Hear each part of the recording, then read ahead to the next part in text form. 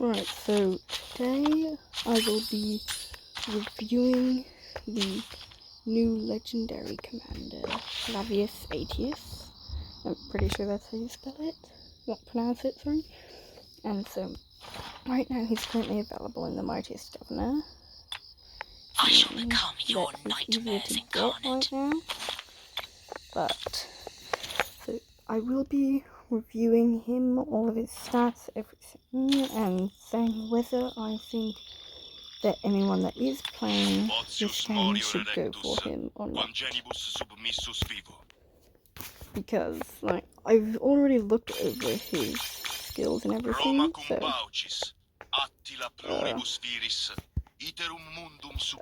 I can just give my opinion right now, but I do want to review everything to give you an idea of why I have that opinion.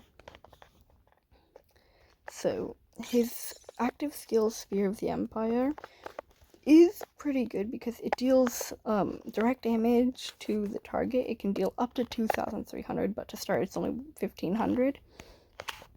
And if the target has been reduced to 50% or less, then it deals an extra amount of damage over 3 seconds. It starts at 50 damage per second, and then it gets up to eventually 150 per second. I think that Sphere of the Empire is pretty good because you don't really see many skills that are quite this diverse, because it's very useful, especially if you're fighting like a large army that you need to deal a lot of damage to all at once. Now, Shield of the Eagles is purely infantry based, so if you're something, if you're a civilization that doesn't really use infantry, then it's not going to be quite as useful. But nonetheless, it's still going to be useful when you have him commanding infantry. So it increases, so this is only when he's garrisoning, though. So, like, I'll show you what I mean. For newer players, you probably don't really understand what I mean. But you don't have to play long to figure out what I mean by garrisoning. So, this is your wall. Right now I have these two, because those were just auto-selected when I sent out my garrison commander. Basically, these are the commanders that lead the troops when your city is attacked. So, like this, he's my ally, so I can't attack him. But, if I go over here to this guy, he used to be my ally, but he's not anymore. See, I have this attack button and the rally button, which is basically just when I tell my allies to come and help me. And scout, which is definitely something you should do before attacking any player. But, so that's all I mean by garrison. Then,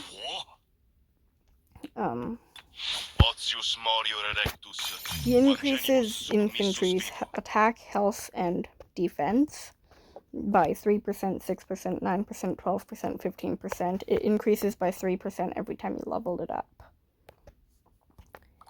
Then, Defense of Gaul. I only reviewed the first two skills very thoroughly. The last three I didn't do much. Song of the Nibelungs is a new skill, meaning that it's not just an enhanced Spear of the Empire or, like, any of the other ones. But so, Defense of Gaul is, I think that's how you pronounce it. Increases troops' counterattack damage dealt by 5%. When troops are garrisoned, normal attacks inflict a debuff on the target that increases the damage they take from infantry by 1% for 15 seconds, stacking up to 5 times. This effect triggers once every 10 seconds.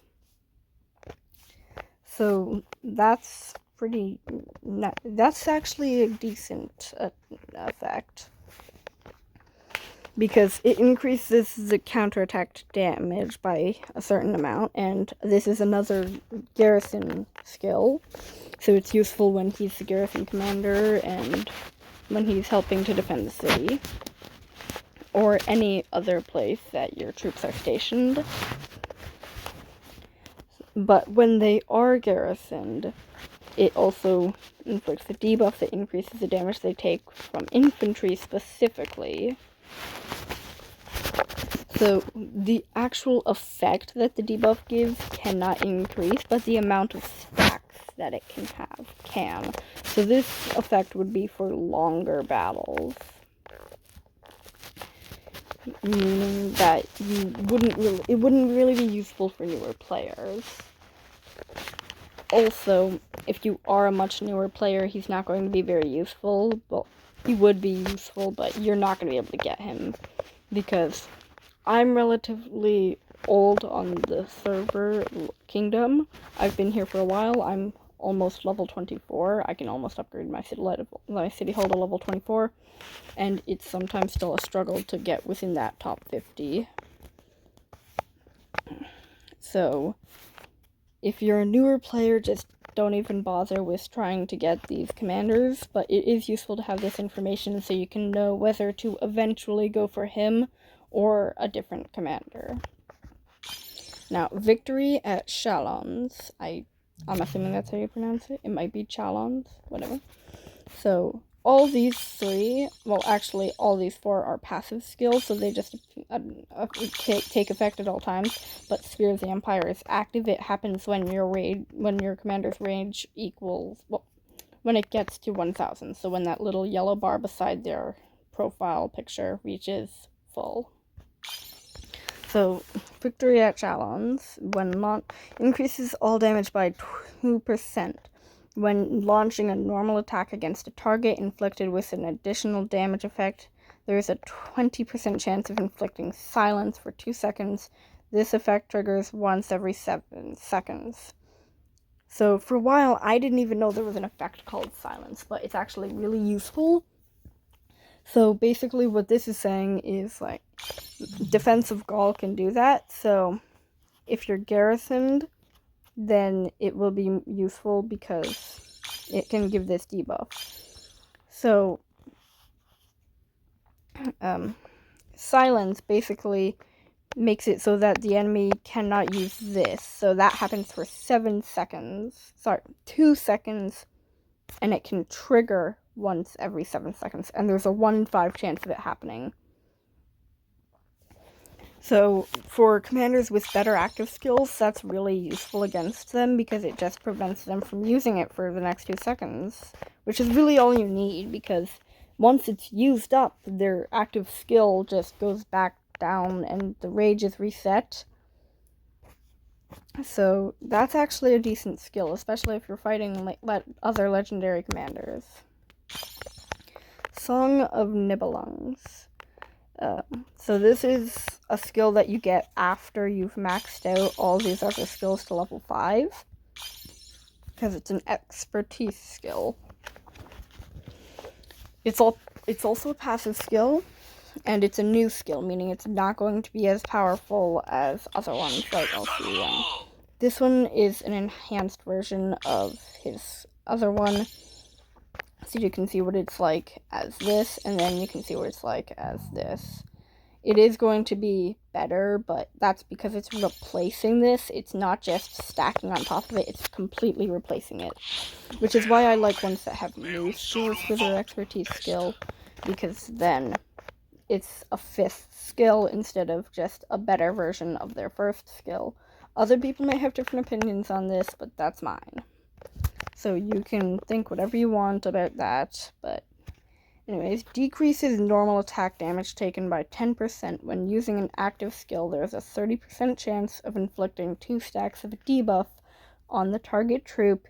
Each stack increases their damage taken from infantry by 1% for 15 seconds, stacking up to 10 times. This effect triggers once every 10 seconds. This debuff counts towards defensive Gaul stack count and vice versa. So basically, it just helps speed up this one's stacking effect, but this one can also have extra. It turns it from whatever it is to plus 10, I think.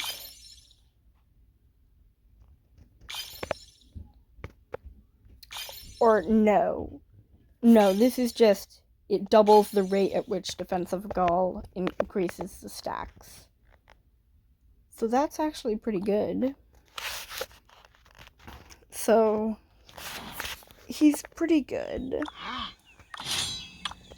So in my opinion, I would definitely try to go for him if I were you.